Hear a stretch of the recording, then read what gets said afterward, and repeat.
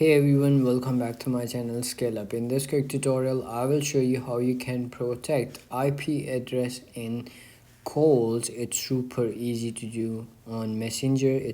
Let's get started. Open up your Messenger app and logged into your account and go to main menu, and there you will find settings. Click on that and then click on privacy and safety over here. So you have to do is scroll all the way up and you will see in advanced, you will see protect IP address in calls. Simply click on that and then click on turn this on to make it harder for people to interfere your location. Calls on this device will be securely relayed through meta services. This will reduce call quality.